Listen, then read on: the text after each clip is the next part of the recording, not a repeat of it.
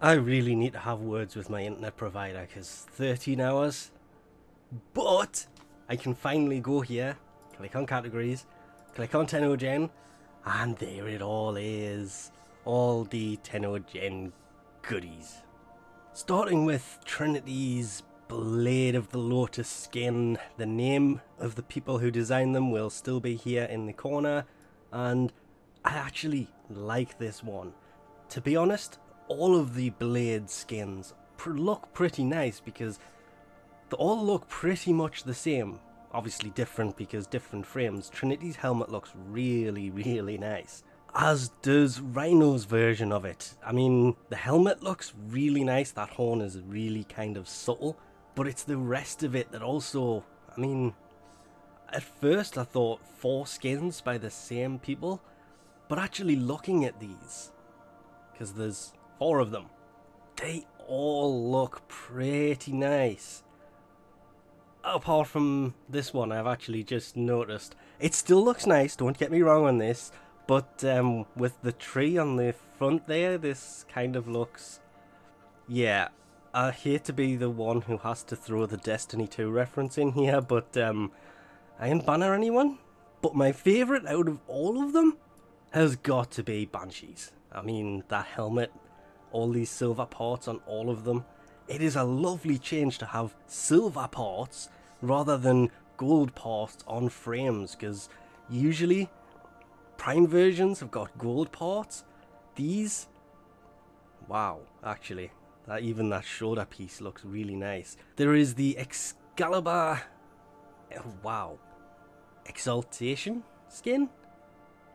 Just, I really like Excalibur when he looks like this. I think it's just the colour combinations on there that make this really stand out. But again, like with most Tennogen stuff, the big changes come on the helmets. But even though that Excalibur skin looks nice, I would love that Excalibur skin with this helmet because it's different having the horn on the side and it not matching the other one. That might drive people insane, because there's a horn on one side and not on the other, but this, oh, even Zephyr's new skin looks really nice. Again, it's the colours on these really goes well with them. You can tell the amount of work that goes into some of these sometimes, and that helmet, again, that's a really nice helmet. I wish you could just buy the helmets on these for like half the price. I might start picking some of these up then. Oh, now, Harrow's Graxx skin I have been using since it came out. It's a permanent fixture on him. It will always stay there because that helmet looked amazing, because it's kind of like, yeah, it's kind of like this one. The Graxx skins are definitely getting better and better. Oh, look at the bandages on the arms and the shoulder. Tennogen, I mentioned it yesterday, but these are definitely getting better every single time these come out. Even down to things like Loki. I mean, the greys look nice on this. The red is a great contrast. Wow, actually. The back's the part you see the most, so you don't need a Syandana with that. That looks really kind of amazing. But that helmet from the front, ah. But if I wasn't picking that up, this would probably have been my favourite of all of them. The Nova I was about to say Corpra skin. Wow. Just it's completely different to her normal looks, and that helmet, and even down to the vents on the back. Ah. Nekros actually has a helmet that's kind of similar to the Graxx, but it's not attached to the rest of it, and it still looks really nice, but yeah, the Graxx skin definitely, sadly, looks nicer than that. And this, right here, the first of the new 6 Syandanas, is the one thing, if I actually pick anything up, that I would be picking up, because having the swords fixed on the back, because I don't know about anybody else, but all of my weapons are set to hidden so you can't actually see them, that would look pretty nice. But the other Syandanas are all also really nice this time around. I mean, this, not too long, not too short, still has the fabric to it. But I need to change my frame because Nova's things are actually popping through the back there and kind of ruining this. But even kind of ruined, that still looks pretty damn nice. I had to take a second look at this one, but it's actually, it kind of looks like it's breathing. Let's see the way it's moving there. It's probably something related to movement. Yeah, kind of is. But when you're not moving, it still is. They're all made by pretty much the same people. Honestly, this is probably the best made of by... I'm just kind of speechless at this one here. It's probably the best of the 4 made by the same 2 people. The colour combinations look really nice.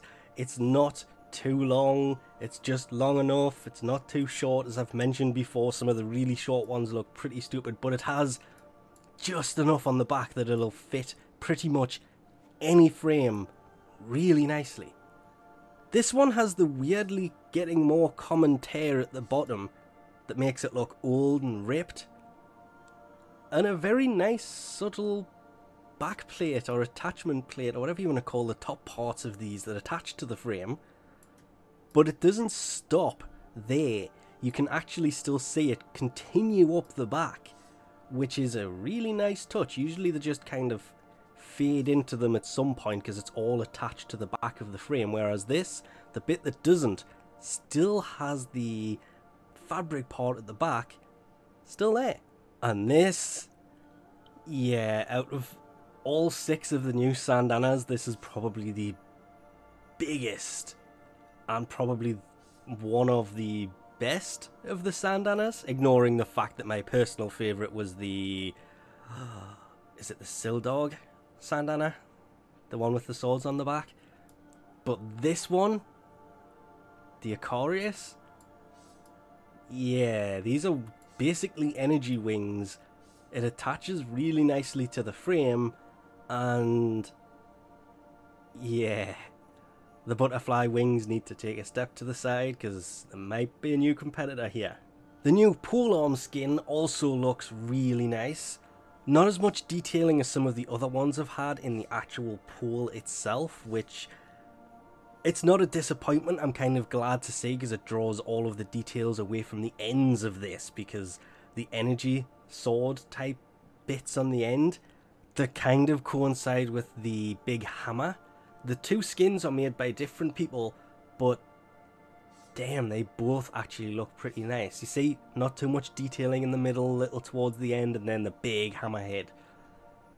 The polearm was the same. Most of the detailing is where it needed to be on these, but this, the longsword skin, actually has writing in the middle part of the blade, at the bottom of the blade, just after the, and I've completely forgotten what they call that part of the sword. You see it there? Then there is, lastly, the Liset Pratik Skin. This thing screams of Prisma skin to me, and I've never hidden the fact that I really like the Prisma skins for landing crafts. The Liset one included. That was the first one I picked up, and the effect on the tail fins, I still really like the fins on the back of this. I mean, if they ever actually get round to explaining that the shaping of this and everything else is from where it joins to the orbiter, that would be great so people can understand the Liset a little bit more, because it lands on the orbiter, but they still haven't really done much about the orbiter, so it just kind of looks like a fairly weirdly shaped ship. And I was wrong. When you actually look at the orbiter, you can't see the landing craft on top of it. But that's pretty much it for Tennogen round 18, and as always, this list is getting longer and longer and longer, and as I've mentioned many times in the past, I'm still crossing my fingers that some of the older ones eventually come up for sale for platinum. It would be the obvious way to go with this, considering some of them you can actually buy with platinum, but they're the early Tennogen stuff. The later stuff, you need... I really can't decide between these two Syandanas. They really do look absolutely amazing. Hence, I haven't picked one up yet because I don't want to rush into that. I probably won't pick any of them up, but I really want the one with the dual swords, but would probably end up going for that one. Whereas the big energy wings looked just amazing. Most of the Tennogen stuff does look absolutely amazing. I would love to have the kind of skills needed. I should probably have a play with that just to see what it's like to actually make them. But that, yeah, they look really nice. Anyway, we'll leave this off here for now because there was a lot of things in Tennogen round 13. Thanks for watching, and I'll catch yous next time.